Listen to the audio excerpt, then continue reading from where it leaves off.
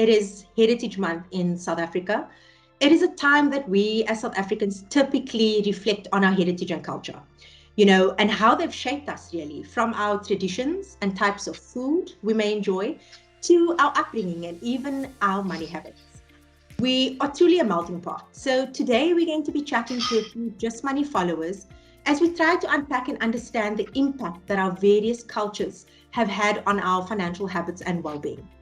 So allow me to introduce our panel. Today we have Afia, Hania, Yazid, and Rick. Thank you so much for joining me today, guys. It's a pleasure. Thanks. Awesome, guys. So like I said to you, I want this to be a completely candid. I want you to allow yourselves to be as completely candid as you can, as authentic as you can. And just like shoot me with your personal experience. So I'm going to jump straight into the first question. It's around financial heritage, right? So do you recall how your financial heritage, if it has, impacted the way in which you view finances as an adult? So for example, things like, has there been a strong savings culture, around transparency? Because I know growing up, whenever the adults would have a conversation, I'd get sent to my room. And it was kind of like that with money as well. And that's because we didn't have much. But I'd love to hear from you. And maybe, Rick, we can start with you. Has there been any financial heritage sort of lessons that you have that you've now started implementing in your life as an adult? Definitely so. Yeah, if I kind of think back, I smirk at it because I'm just thinking back to how I grew up. I mean, with my sort of family, it was myself, my mom, and my younger brother.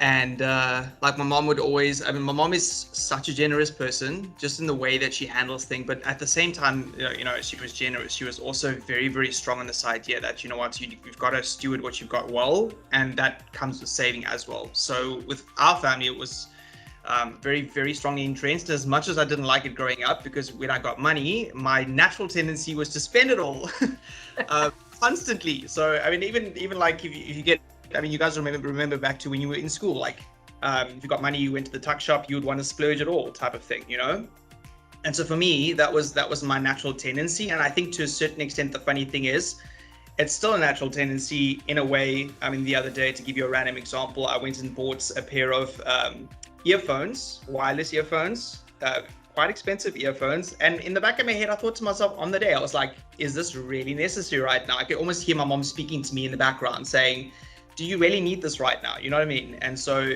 for me, it's always interesting because I can, back to, how I grew up and how I was taught about things. It was always a very strong emphasis on, you've got this in your hands type of thing. What are you going to do with that? How do you steward it well? How do you plan for the future? And it was always kind of very, very strongly entrenched in the way I was taught about things. It wasn't always my natural inclination, but I do specifically remember, even with my mom, she was always very, very open about finances. So in some ways where, people weren't exposed to that, my mom was kind of the complete opposite, telling my brother and I exactly, where we were at as a family, what we were doing. And you know what, the funny thing is, even at times when, it seemed like, or even at times when things were authentically and tight in reality, my mom never made it seem like it was tight. So she always made sure that things were in place. She always made sure that we had what we needed, etc. Even at that point in time, but she was always very authentic about what exactly was going on, but never made it feel like things were extremely tight, you know what I mean? Yeah. But always very strong emphasis on saving, and just kind of always communicated even when I didn't like it. So That's interesting, Rick. And you know what I take from that is the fact that I had a similar upbringing, but the difference was that we didn't have to spare. So I always heard, we don't have. And what that then resulted in for me was that when I started to have, all I did was spend. Because I knew what it was like to not have that luxury. There was no money for a sweet at the end of the week. So for me, it was like, but what then is surprising for me is that when I got married, I somehow then started to draw on that saving habit myself. It's like, okay, cool. I hear my dad now. My dad's saying this to me. And so then it changed.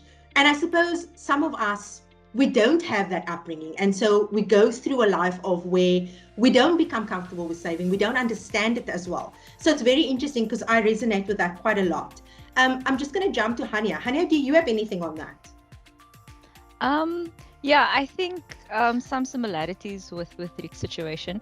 I think with the way I was brought up and the culture in my family is there was savings that would take place, but it would be towards a specific goal. And unfortunately, there are times when life happens, and then the savings have to go towards something else. And there was a transparency in terms of, look, we don't have, or you can't have brand names, and I think at a young age, you kind of start to, you pick up on things, even though you're not supposed to. You go to your room and you're not supposed to be part of this conversation. So there was a lot of transparency, but not necessarily in terms of, budgeting. Like as the child, here's your pocket money. You need to learn how to budget. Because for us, it was, I never got pocket money. Never. Same. But for me, it was, I want to go out the weekend, and my dad would be like, okay, cool. I do have money for you. You can go. And then it's, I've got money, so now I need to spend it. Even though it's a ridiculous amount of money to spend on a milkshake, you really want that milkshake. So a lot of similarities with Rick's situation. But I think as time kind of went on, as I became older and started having more open and adult conversations with my parents, with my grandparents, with my aunts and my uncles, I started to see a lot more of that transparency. But I think it's because, and maybe it's just me, that they kind of look at you at a little bit more of on an equal footing. So they feel like you'd understand, not as a child where it's like you shouldn't be talking about this in front of children, like they shouldn't know these things. And to a certain extent, maybe, but I think that the education part of it is vitally important for the young ones. Thanks, Hania. I think that's such a valid point as well. Afia, anything that you resonate with? Maybe something completely different in your case? I'm going to admit very different. Not very different, but to an extent, there were a lot of differences. So I was very fortunate that I grew up in a household that, like I say this often, like my dad had a really good job at being a foreigner in a foreign country. That was a big deal. So one thing that was always taught to us, like from a young age, is you always have something to fall back on. Because I've always been a foreigner, no matter where I've lived. My dad has been a foreigner for most of his life. There might come a time where you're not allowed in that country anymore. There might come a time where you have to leave because you don't belong. So there's always been this incredible culture of saving, because you need to make sure that you have a rainy day fund. You need to make sure that you have this amount of money that can pay for visa, that can pay for flights, that can pay for storage, that can pay for whatever, get your family on a plane and get out of there. And I guess it's because, like, my dad has a West African mindset where a lot of countries around him people were chased out of their countries very, very quickly.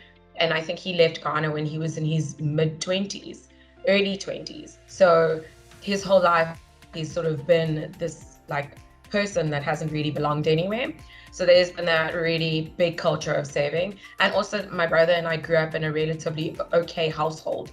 So we never really wanted for anything. So Hania mentioned earlier about how she never got pocket money. That's what my parents did. They were like, this is what you get a week. Do with it what you want, but at the end of the day, you're not getting any more. So figure it out for yourself.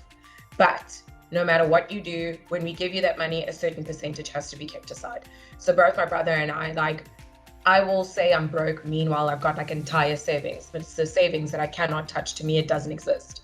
And that's the way brought up. Yeah, so it is slightly different. That's incredible, Afia. And I think the one thing that really hit me now was that my dad, who was born and bred in South Africa, in Cape Town, was thrown out of a place where he was not a foreigner. And we're talking about apartheid in District 6. And so his entire life, he's had to work hard just to survive. And, come what may, I think as someone of color as well, I can confidently say that we're still living with the repercussions of that. Yeah. Like he had to leave school when he was 8 years old so that he can go work. And it sounds crazy in today's life, but and so when you're talking, Afia, my mind is blown, because this man was born and he had nothing. Never mind like a savings, or he was working just so that he could feed a family of 12. So incredible differences, how diverse and wonderful we are. Yazid, I'm going to come to you very quickly. Do you have anything on that? Does any of this make sense to you?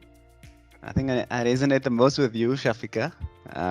My father also, like I guess a casualty of apartheid, I guess. Also, like similarly with what the rest of the guys said, it also depends on the age that you are in terms of your exposure with finances, etc., with your family and the conversations that you have. But yeah, I think what's maybe different for me is that I actually had a single upbringing. My father was basically working 8 to 5, get home, leave early in the morning, make sure we're done for school, get home like later on in the evening, and supper has to be ready, either made by my sister, etc. So, and then with that, there's also a strong background, I guess, from District 6, I guess. You know, all the family means the most, but in your neighbor's family as well. So it's like whatever little bit you have, even though you're living from hand to mouth, it needs to go a really long way. And that's kind of how I've been brought up. And I think as I grew older, you know, going from creche to primary school and then to high school, you kind of get entrusted with different conversations that's being had. I think in high school was the first time I was actually given an allowance. And yeah, that meant a lot for us because we kind of knew things were tight. Like Hania said, from a young age, you kind of knew things were difficult when you couldn't get the Adidas brand tackies, and maybe you had to go to the flea market, and that's where you're going to get your tackies this month or whatever.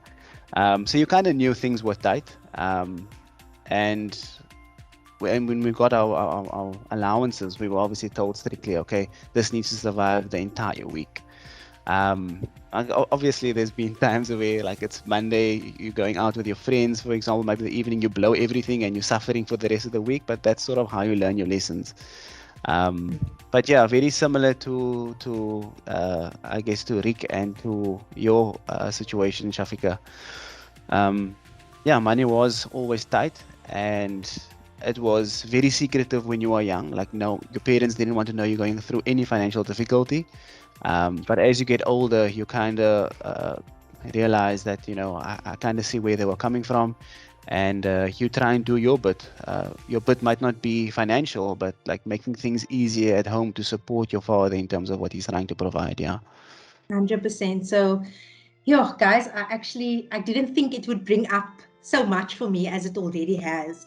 But I'm going to share two things with you. One, as a child, I really hoped and prayed for my teeth to fall out, because it was the only time that I got a 5 rand. Okay, number one.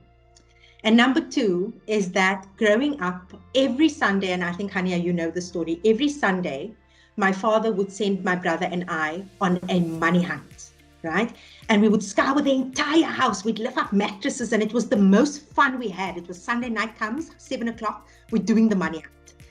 And in our minds, my dad would hide coins around the house, and we would see who gets the most, right? Who finds the most, and we each got a little bank bag, those bank packets. And only later in my teens did I discover that it wasn't actually money my father had hid. It was money he was looking for in pockets, under mattresses, so that he could buy a bread. And that's the life that I had growing up. And again, and I think I share something very similar with you, Yazid, Hania, and Rick, is that I was very sheltered. I never knew that we didn't have, but there were many nights where I now know that my father went to sleep hungry.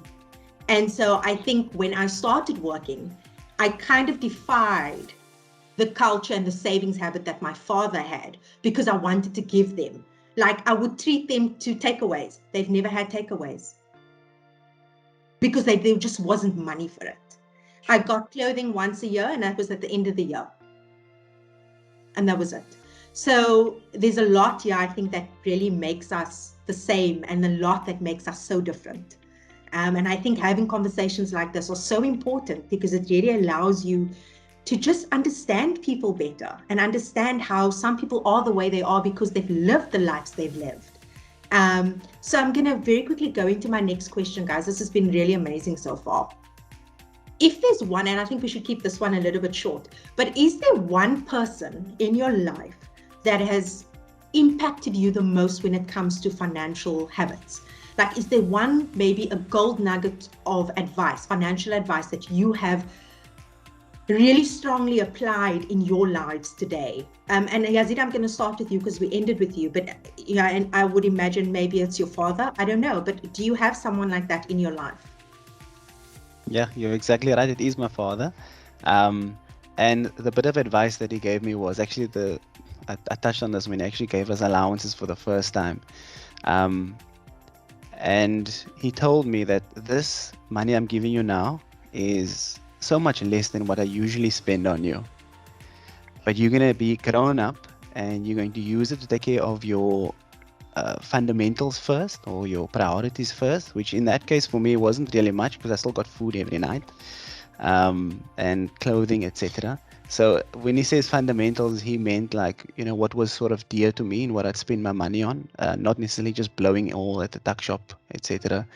But he also told me that this little bit of money that you're going to get for this week, I encourage you to save as much of it as you can, so that if something does happen, you can help me as well. And like when you told that as a child that you're gonna help your parents, I mean, there's nothing you wouldn't want to do anything different. Yeah. So I think that was the important part, was take care of your fundamentals first, and then after that, put a little bit away for luxury. Yeah. That's amazing. So mine is my father as well. But to give you a sense of how hard he must have worked for this, when I was born, he opened an account, a savings account for me. And he told my mom that when I turned 21 or get married, whichever came first, he would hand over that card and he would say, this is what he's managed to save for me.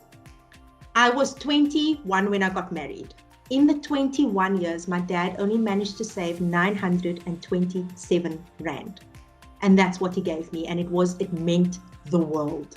Because I know that if it took him 21 years to save 927 Rand, how hard must that man have worked? And how little was that paycheck at the end of the month? So, yeah, I mean, geez, Hania, let's chat about you. Do you have any one person in your life, living or otherwise, that has contributed to your financial well-being today? I think it's kind of two people. Sorry, I'm gonna overshoot here. So it would be my mom and my husband, right? Both financially savvy. My mom is a boss at budgeting, like a boss, right? So kind of linked to what Yazid said, it's you spend your money on your fundamentals. I make sure I don't touch my bank account until I make sure all my debit orders have run, my EFTs are there, that our groceries and stuff are sorted. And I think Zaid has really encouraged that mindset because he was also raised on that. So a big part of our relationship was we would sit down, even before we got married, we were dating maybe a year, and it was, how much do you get paid? What do you do with your money? Is that important? Is it not important? What is it that you need to get through, to get through the month? So those are the two people I feel that have had an amazing impact on my financial habits as it stands. Yeah. That's wonderful. Thanks, Hania. Afia, anyone in particular for you? I'm going to have to say my dad. The whole idea of making sure that we had savings was really important to him. And it became incredibly clear after my mom passed away. My dad lost his job all in the same year. And my brother was none the wiser when he was still in high school, which was fine. And I was at varsity. And having to pick up the responsibilities my mom had because she ran her own business while my dad was trying to fend for himself, I realized the importance of the savings that my dad had been putting away, because our family was able to get through a very difficult and challenging time, having to send my mom's body to Ghana, having to look after an entire household, to manage the businesses and him without any income. The savings that he had put away, because you never know what's going to happen, had it paid for my brother's school fees, it paid for our bond, it paid for groceries, it paid for the business surviving, it paid for, so it was really, really incredible. And that lesson at the age of 21 has changed my life forever. Amazing. Wow. Rick? Yeah, for me, 100% my mom. For a couple of reasons. I saw how much, and without getting too emotional about it, I saw how much she sacrificed and how she made it seem seamless, how my brother and I always had everything we needed. and that has set me up for success to the point where I'm at a point where now where I honor her for that, and I'll take care of her for the rest of her life as well for that. Yeah, but just her way of teaching me how to be generous, how to make sure you take care of your family, how to make sure you save. Those things will always stay. There is one abstract person I'd probably mention, and it's very strange, and I'm grateful that I got to do it. I went on a bit of a course, and there's a guy by the name of Dave Ramsey. I don't know if you guys have heard about him, but incredible man, just a lot of wisdom on finance. But there's one statement that's always kind of left with me, or stayed with me, since I went on, just a small course. And he said, live like no one else so that one day you can live like no one else. And so sometimes that means, like in the today, sometimes you have to do things in terms of sacrifice, or not necessarily buying that small little thing, that luxury that might seem like it's amazing right now, but in the long term, it's not really going to get you anywhere. But if you actually make the small sacrifices you need to make now to live in a way that you can then be generous in the future, it's all worth it, Yeah. Thanks, Rick. And I think I know the answer to this, Rick, but so and I don't know if any of you have kids or planning to have kids.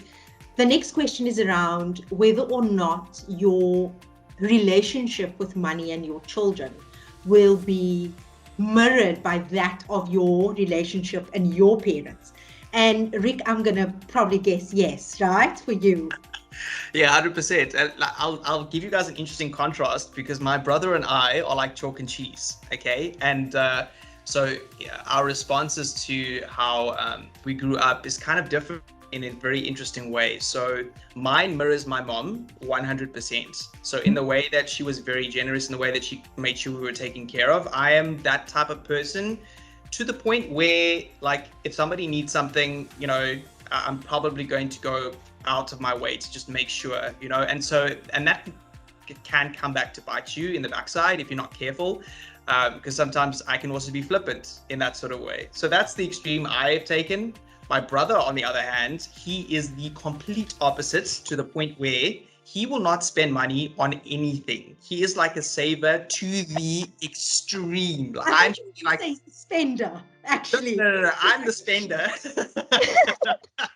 I'm the spender. I'm the one who goes to buy these earphones. My brother will not spend money. It's like to the absolute extreme. In a good way though, but sometimes he gets to the point where you're like, you know what? Like, just do yourself a favor and go buy this, because you actually need this right now. Like, let's really have this discussion. So it's interesting, because my brother and I are different in that sort of sense, and we both had a very different response in terms of the way that we took on our own habits from my mom, for example. But it's just interesting how that works. Does your brother have kids? No. Okay, because I was quite interested to see that relationship with money as well. Because I know, like, if I look at some grandparents, like, there's certain things they would say no to their kids for, but then the grandkids come along and it's just, spoil. And I know some of you with nieces and nephews know exactly what I'm talking about.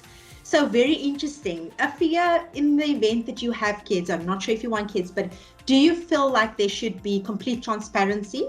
And do you think the way that you would do it would be mirrored by the relationship your father had with you when it came to money? I definitely think so. I think the one thing that my parents were really good at is being transparent about what things cost. So my whole life, I've known exactly how much. I mean, my friends used to sit in class and I'd be like, guys, do you know how much our school fees is? And we used to work out how much class used to be. And so if we ever bunked like PE or something, you're like, that costs that much money. I've always been very aware about how much everything has costed my entire life. Like, I can walk into the store and I'd be like, we are not buying toilet paper from here. We are to walk all the way to the other side. How much you with that, Sophia? Like, it's terrible, but like literally, like that transparency of the cost of things made me aware of like when I was being wasteful or not, and when I was buying something, it was being like, it was a spoil, because I knew that it was exorbitant amount of money. And I think being able to understand that makes me want to do the same thing for my children. Like, and I see it in my brother as well. Like, my brother and I are very different people, but our spending habits and our saving habits are exactly the same. And I think it's just because our parents had a very united front about how they were handle finances and how they were going to talk to us about finances and how we were going to like understand it. And so I would probably do the same thing with my kids. Yeah. That's amazing. Sure. Wow. Hania, have you and your husband at least spoken about how you would approach that situation? Yes. Okay. So we've agreed, as much as, I'm not that bad at budgeting, I'm going to be honest and say savings are not my strong suit. He's the financially savvy head. So considering the fact that we don't even have kids yet, he's already planned out how much do we need as a contingency plan before I fall pregnant? How much are we going to need to spend potentially around the birth time? How much we're potentially going to be spending over 18 years?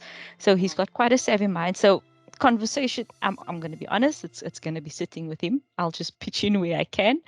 But yeah, we'd obviously want to instill some good financial education in our kids. This is probably going to sound a little bit weird, but again, I feel like it's important to educate our kids and teach them responsibility with money, but at a young age, because I kind of know how it feels, I wouldn't also want to burden them with too much too young. So just the educating part and making sure that they're responsible. Just working from there, I guess. I get that 100%, Hania. I think the fact that you're honest about the fact that maybe budgeting is not your strong suit. I mean, in my relationship, it is my strong suit, but there's other things that hubby does way better. So I think as long as you're open and honest about that with each other, and you are united, like Afia said, there's a united front on how you want to approach that, then that's great. At the end of the day, it's for the best interest of the child. But yeah, I mean, I'm a mom. I've got 2 kids. My youngest is 3, and he doesn't go to school, so he doesn't really have that concept just yet. But my daughter, who's 9, she's quite a saver. She's about to turn 9 in September. And for her birthday, she's actually asked for a money box that doesn't allow her to access the money. So she wants like a fingerprint with a code, because obviously she goes with me to ATMs. So I actually found one where it's a makeshift fingerprint thing, and she just wants to see it grow. So I suppose that's also great. So yeah, I mean, we continuously speak to them. When we go to the shops as well, she now knows that she must look at all the items. So if we're looking for toilet paper, we're looking for roller towel for the kitchen, she understands that there's various brands, and so she looks at the prices. And sometimes she doesn't get it's cheaper in a 3 bulk as opposed to a 2 whatever, but she kind of looks at the prices. She goes, "Mommy, that's less, right?" And she now and I suppose I never wanted it to be like this, because I agree with you, Hania, in that you want to educate them, but there's a difference between burdening them. So my daughter, and I think it's because of transparency, she now questions when we want to buy you a birthday gift. So I kind of try not to put, I try to save up. Obviously, we know when the birthdays are every year. So I'm kind of the parent that in advance, I kind of know what she likes, and I'll price it and I'll start saving up. But now, before she accepts a birthday gift, she wants to know how much we spent. And I'm like, you don't have to go that far. It's cool. Like, I wouldn't have bought it if I didn't think we could manage. But it's very interesting then how that then, as a child, you didn't see it because it was top down. But now as the adult, you kind of see how that's coming through in your children.